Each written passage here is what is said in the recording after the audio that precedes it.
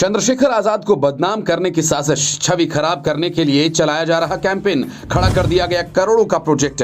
आज जनता के सामने खुलेंगे सारे सबूत, होगा साजिशकर्ताओं का खुलासा, नाम से लेकर करेंगे एक एक दुश्मन का पर्दाफाश। चंद्रशेखर आजाद को बर्बाद करने के लिए किसने दी है सुपारी, वो कौन है जिसने खर्च कर डाले करोड़ों, हैरान कर देगी सच्चाई। जिस तरह से राहुल गांधी को पप्पू बनाने के लिए पूरा एक कैंपेन चलाया गया और करोड़ों रुपए उनकी छवि खराब करने के लिए इस्तेमाल किए गए, ऐसा ही कैंपेन चंद्रशेखर आजाद के खिलाफ चलाया गया। बाकायदा एक प्रोजेक्ट लॉन्च किया गया और सैकड़ों लोगों को इस काम के लिए हायर किया गया। हम ये बात हवा में नहीं कर रहे, अगले 3 मिनट में आपको 3 ऐसे सबूत देंगे जो साबित कर देगा कि चंद्रशेखर आजाद के खिलाफ कितनी बड़ी साजिश हो रही है और कौन इसे अंजाम दे रहा है। आप ये सोच रहे होंगे कि छवि खराब करने के लिए कोई भला क्यों पैसे खर्च करेगा, तो आप जानते हैं कि राजनीति में छवि ही सबसे ज्यादा मायने रखती है और ये बात राहुल गांधी के केस में भी साबित होती है। एक और उदाहरण आपको देकर समझाते हैं। कांग्रेस के ही एक नेता हुआ करते थे एनडी तिवारी। बेहद रंगीन मिजाज होने के बाद भी उनकी छवि एक उदार नेता की थी और जीवन के अंतिम पड़ाव पर खुलासा हुआ कि उनका एक जवान बेटा भी है जिसका किसी को पता नहीं था और इसके बाद उनका राजनीतिक करियर बर्बाद हो गया।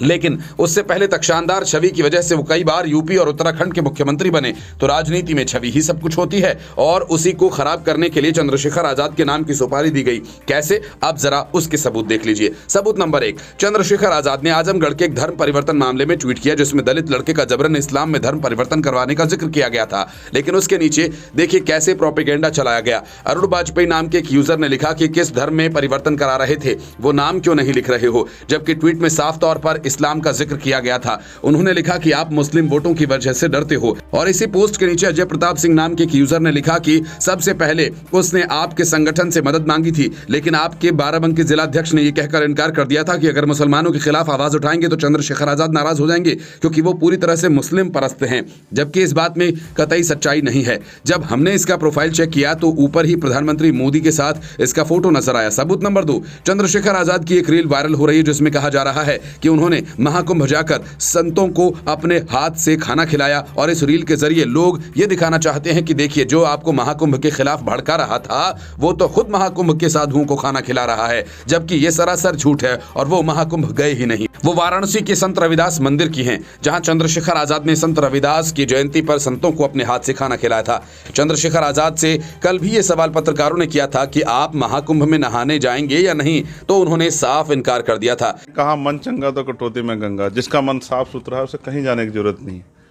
मैं आपको स्पष्ट कर दूं, जिस तरह की अव्यवस्था है और लोगों के मन में भय पैदा हो रहा है कि जो लोग चले गए वो सही सलामत वापस आ जाएं, वरना अगर जान चली गई तो कोई बाबा खड़ा होकर कह देगा कि इनको मोक्ष मिल गया। राहुल गांधी जी भी जा रहे हैं, राहुल गांधी जी भी जा रहे हैं। वो उनकी इच्छा है। देखो अपनी अपनी आस्था का विषय है, कोई किसी को ना रोक सकता ना बाध्य कर सकता। लेकिन फिर भी प्रचारित किया जा रहा है कि वो महाकुंभ में गए थे और संतों को खाना खिला रहे हैं। अब अगली रिसर्च देखेंगे तो आपका माथा ठनक जाएगा। जिस YouTube चैनल पर ये शॉर्ट वीडियो डाला गया था, हमने उसके बारे में जब रिसर्च की तो हैरान करने वाली सच्चाई सामने आई। राजा सोलंकी नाम के इस यूजर ने खुद को भीम आर्मी का समर्थक बताकर YouTube पर इसके 4 लाख से ज्यादा सब्सक्राइबर्स हैं। इस शॉर्ट वीडियो पर भी 2 लाख से ज्यादा व्यूज आ चुके हैं। लेकिन सवाल ये कि अगर ये शख्स भीम आर्मी का समर्थक है तो फिर चंद्रशेखर आजाद के बारे में ऐसी भ्रामक जानकारी क्यों फैला रहा है? क्या ये सिर्फ व्यूज के लिए हो रहा है या फिर इसके पीछे कोई बड़ी साजिश है? सबूत नंबर 3, चंदन शर्मा नाम के इस शख्स का जरा ये ट्वीट देखिए और इसकी भाषा देखिए। चंद्रशेखर आजाद के लिए जो एक सांसद भी हैं और एक पार्टी के प्रमुख भी, उनके लिए किस तरह की भाषा का इस्तेमाल किया गया। ये अकेले नहीं हैं, बालियान नाम के एक यूजर का ट्वीट भी देख लीजिए, इसकी भाषा को भी अच्छे से पढ़ लीजिए, किस तरह से ये लोग चंद्रशेखर आजाद को नीचा दिखाने की कोशिश कर रहे हैं। लेकिन सवाल ये कि चंद्रशेखर आजाद के पीछे इतने सारे लोग क्यों पड़े हैं? नेता तो और भी हैं। इसका जवाब है कि उनके बयान गरीब तबके के लिए काम करते हैं। तो संविधान पे भाजपा के लोग ना ही डिबेट कर तो अच्छा है। सनातन बोर्ड की मांग उठ रही, बनना चाहिए वक्फ बोर्ड के कंपनी बनना चाहिए, आप कह रहे हैं। ये तो पूरी सरकार सनातन के पक्ष में ही खड़ी है।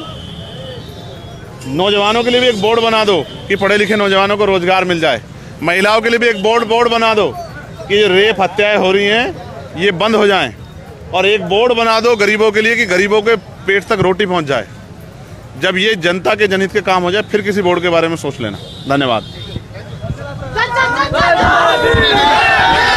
यही वो तेवर हैं जो लोगों के गले नहीं उतर रहा। वो किसी भी हाल में चंद्रशेखर आजाद को गिराना चाहते हैं। आपको ये पूरी स्टोरी देखकर क्या लगता है? ये लोग अपनी साजिश में कामयाब हो पाएंगे या फिर चंद्रशेखर आजाद ऐसे ही आगे बढ़ते जाएंगे? कमेंट करके जरूर बताइएगा।